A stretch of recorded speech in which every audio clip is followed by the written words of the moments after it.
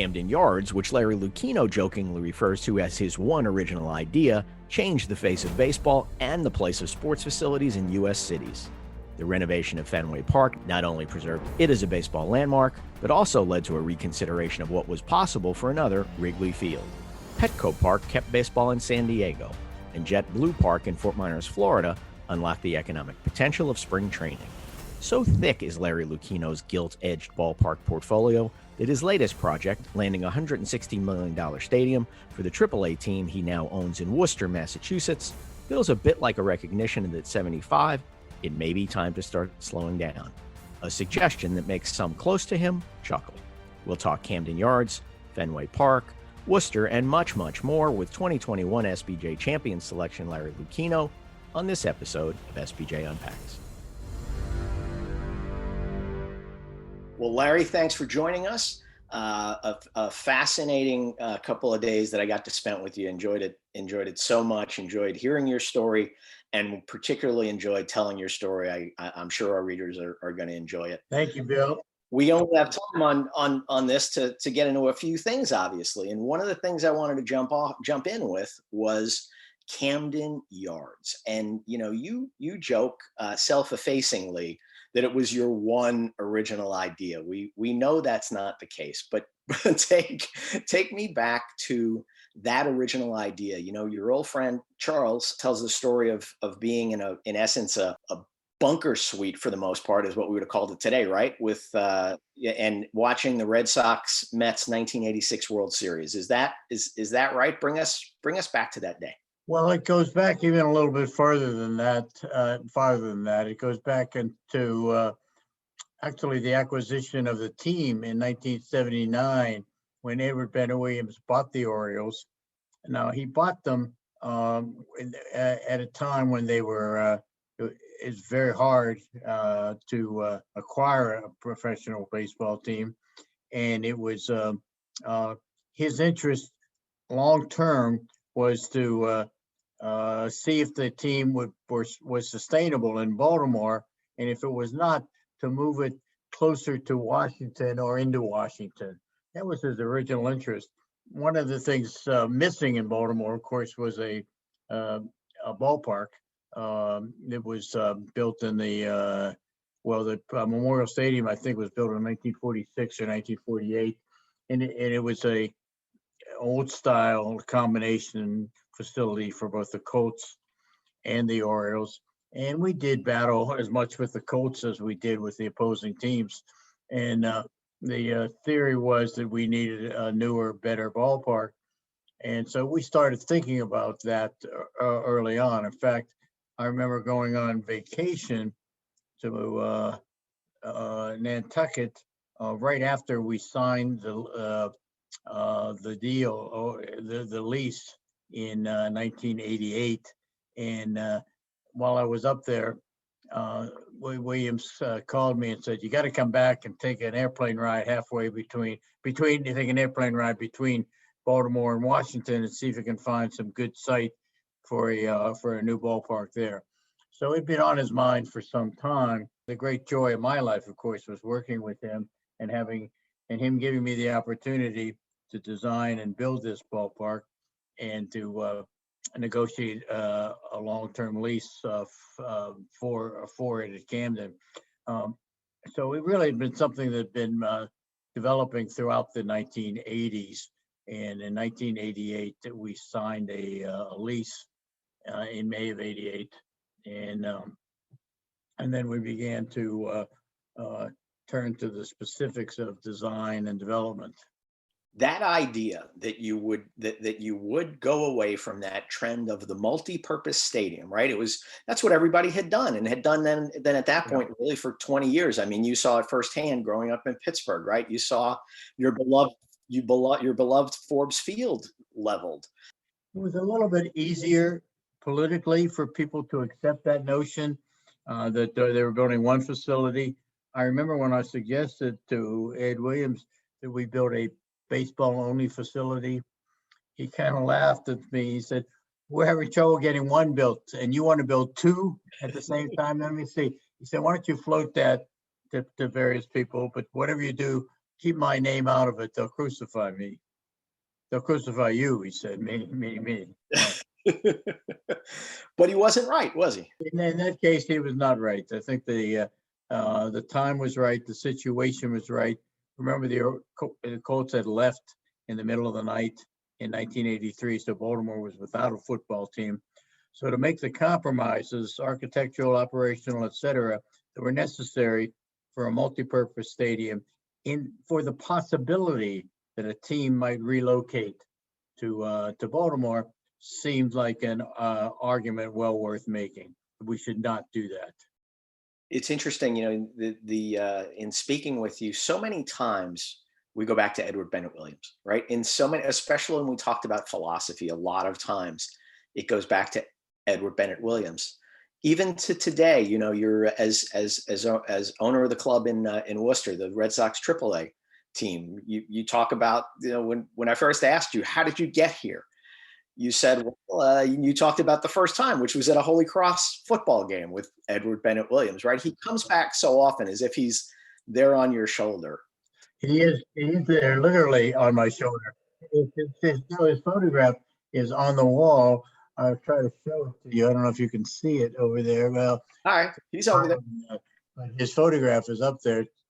To serve as a reminder that my opportunities in sports came from him, from his needs, from his perception of my ability to fill those needs, and from him opening the door.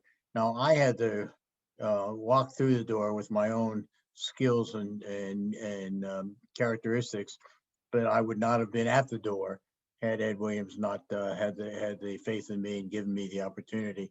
So for most of us, there is someone like that. Sometimes there are 2 or 3 people like that in a person's life, but Ed provided the gift, the opportunity, and the fun of working in the world of sports. So I will never forget him or the Williams family for that opportunity.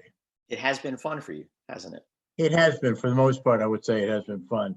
Although some of the most stressful things I've ever done have been to participate in the acquisition of teams, whether it's from the Williams estate or whether it was with my partner John Moores in San Diego, or whether it was with the various partners, including John Henry and Tom Werner in Boston.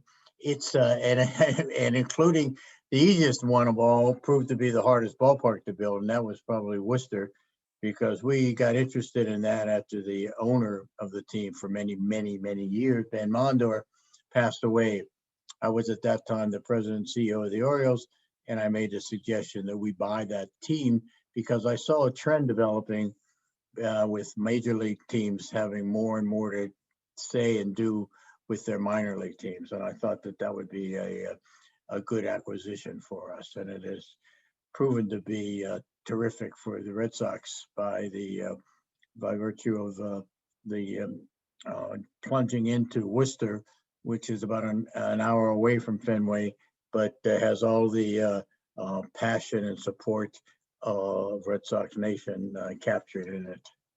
Well, you've had an amazing run, of course, with the Red Sox, right? 4 World Series championships over the course of that tenure, 14 years as president and CEO. But none of it is likely to happen were it not for the way that you approached Fenway Park, right? You so many people at the time of that transaction, at the time of that purchase, were saying, look, the ballpark it doesn't have the revenue capacity. There's so much that has to be done. Even if you wanted to do it, I don't know if you could do it.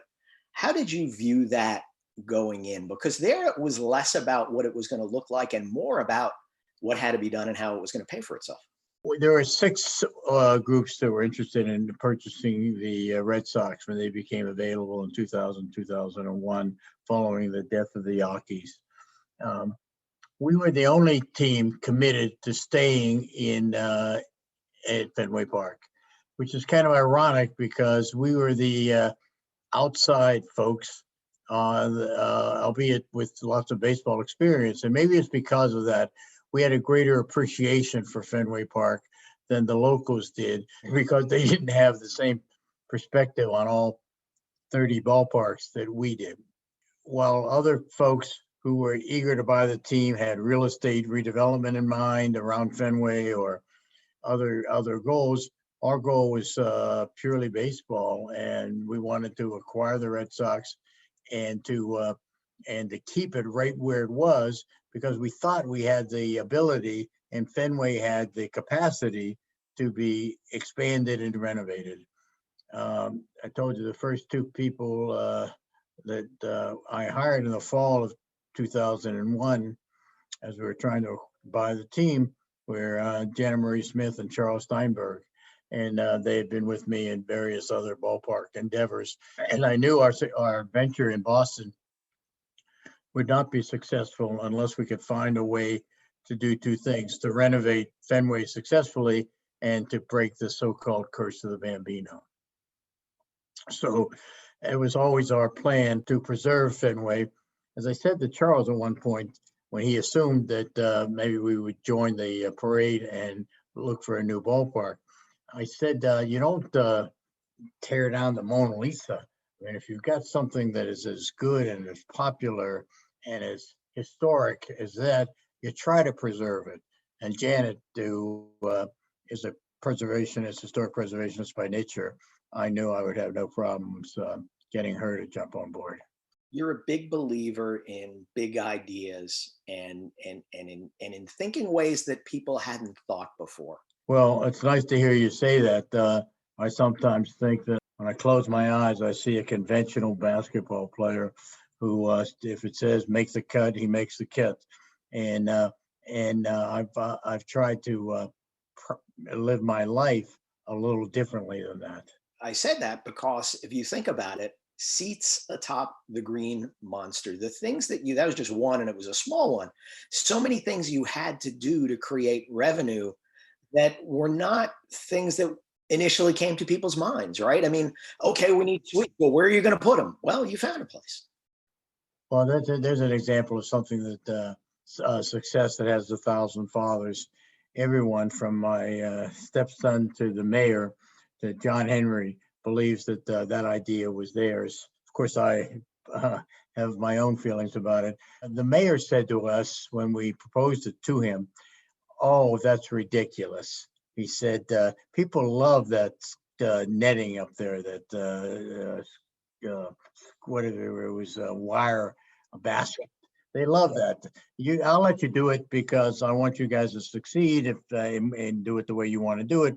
But I guarantee in 5 years you'll be coming back to me and say, can we take those seats out that are on top of the green monster?"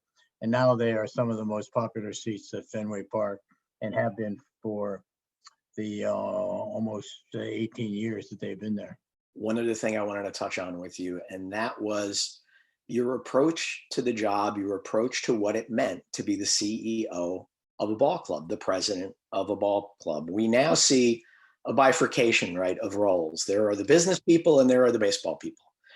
And that was not the way it was for you. How were you received over the years as you continue to walk that path? Well, I do agree that I was in 1988 when Edward Bennett Williams made me the president of the team, and in the years afterwards, I was a full service on both sides of the table president. I remember saying to people in 1988 that I will have a seat at the table with respect to baseball matters, to be sure. And I never thought of it in any other way.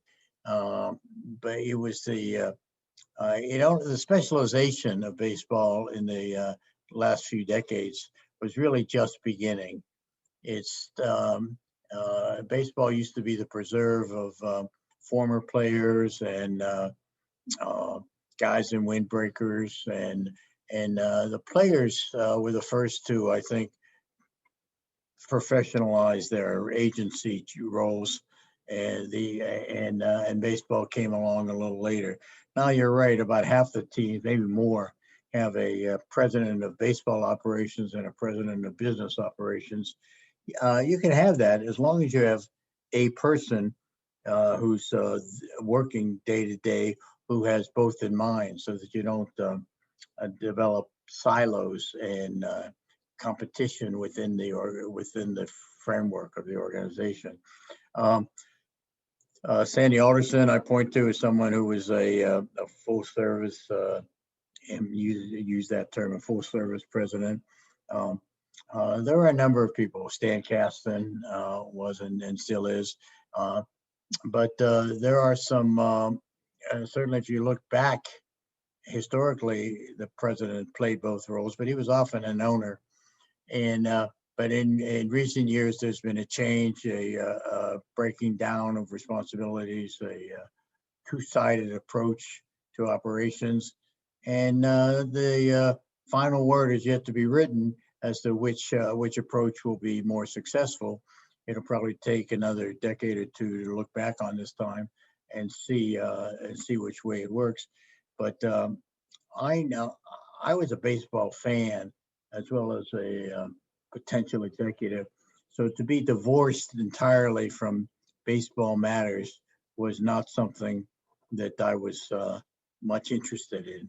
And my mentor, of course, was Edward Bennett Williams, who, as an owner, had an interest in both sides as well. And he appointed me, so it was natural that I would look to be involved in both sides.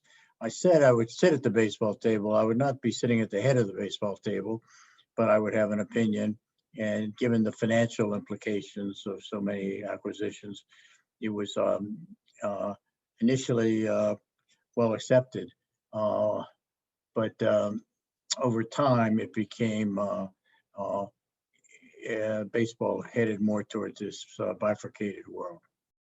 So before we leave you, catch us up. How are you? How are you adjusting to life as a minor league owner and all that comes with that? I do. I am the principal owner of the team, and that's a little different. But I can't take the work ethic out of me. I still work at it very hard. I was joking to someone recently that if I had a paper route, I'd probably throw an all-nighter or two on the paper route, just because that's my character as opposed to my circumstance. I enjoy it quite a lot. Last night I was watching the Woo Sox game in Lehigh Valley on my computer while I had the Red Sox Yankee game in Fenway Park on television. So it was. It's a plateful, but I enjoy it very much. I must say, I'm eager to